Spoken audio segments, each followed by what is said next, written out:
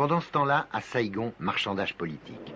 Le président Thieu est parti, son départ a précipité l'inévitable effondrement militaire. Le vieux Huong, son successeur, se décide enfin à passer le pouvoir où ce qu'il en reste. Le général Min aura juste le temps de capituler et d'épargner à Saïgon l'apocalypse du pilonnage d'artillerie et des combats de rue maison par maison.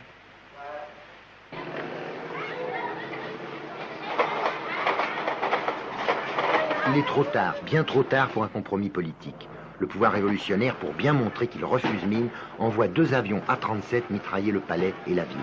Toutes les armes de Saïgon se mettent à tirer n'importe comment, n'importe où.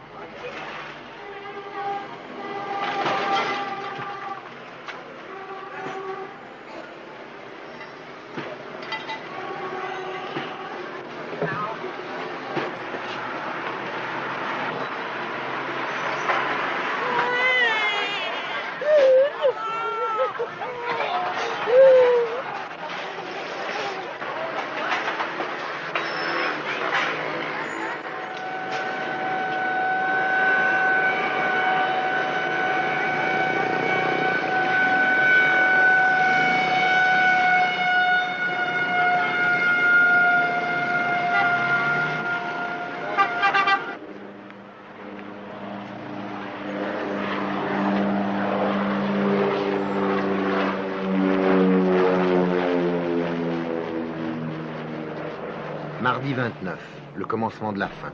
Les gens, pour quelques heures, désertent la rue et se cachent chez eux.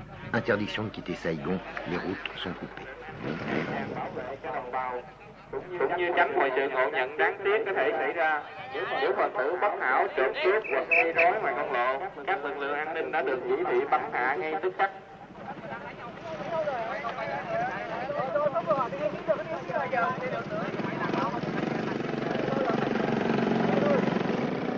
Theo thông báo số 19 của Tòa Công an lệnh giới nghiêm đã được ban hành 24/24.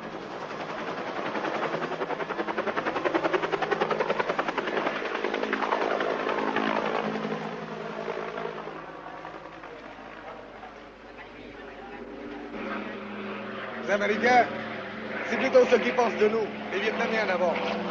Et ils nous considèrent comme des cochons, quoi, ni plus ni moins. Ça, c'est sûr. Échapper, enfin, espérons toujours, on a toujours une chance. Il faut toujours espérer, il faut vivre avec l'avenir.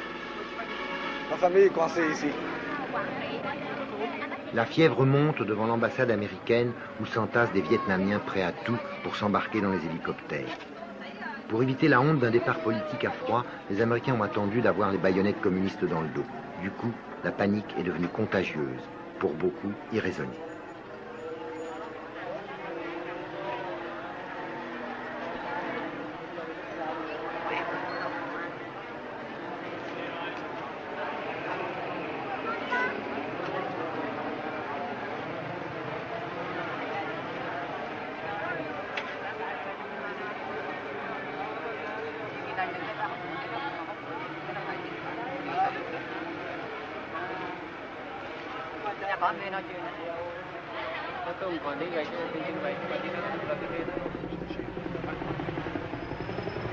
Des dizaines, des centaines d'hélicoptères se sont succédés jusqu'au matin sur le toit de l'ambassade et des bâtiments étrangers.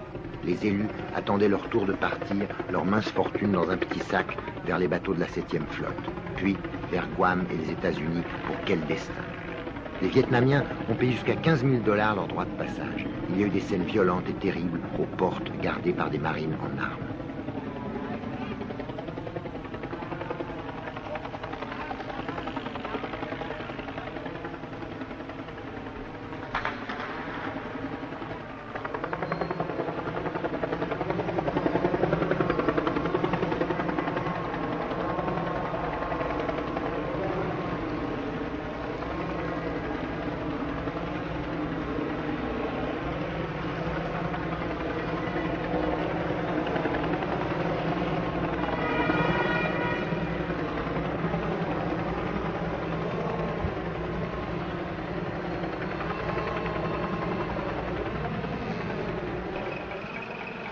Dans les autobus qui partaient vers Tan Son Nhut, vers les derniers avions, les places étaient chères aussi, seulement pour les Vietnamiens. Go to gate 1. Go to gate 1. tomorrow. Not here, Can't help just you for today. American TCN, not for Vietnamese. Tomorrow, go to gate 1, okay? No, I know. But I have to. Okay, you have to go to gate 1.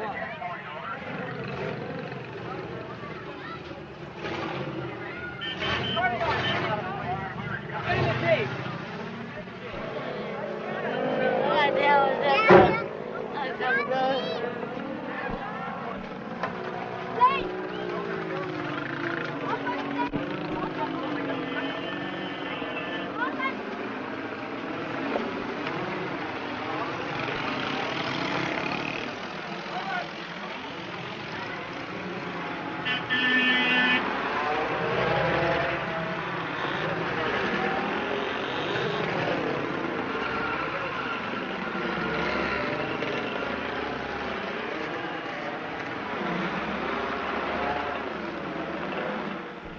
Pourquoi vous partez? Nous suivons le peuple qui part. Mais vous partez de Saigon? Peut-être. Vous avez peur?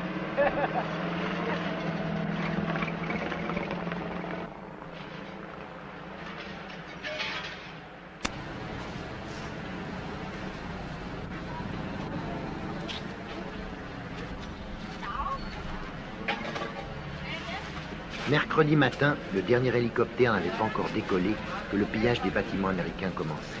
L'ambassade, les Philips, les appartements désertés, tout a été nettoyé, méthodiquement, dans l'ordre, sans cri ni bagarre.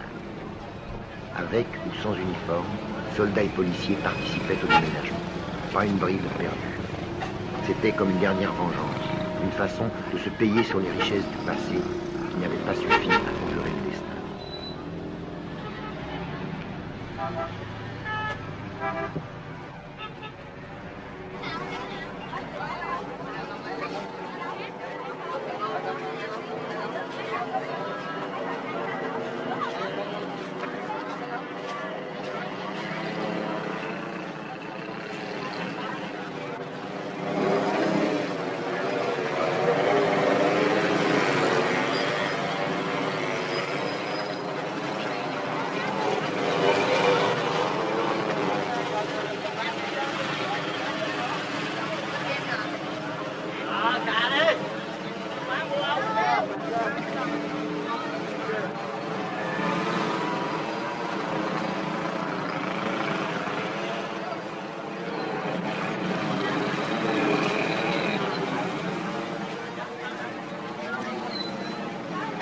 Congratulations.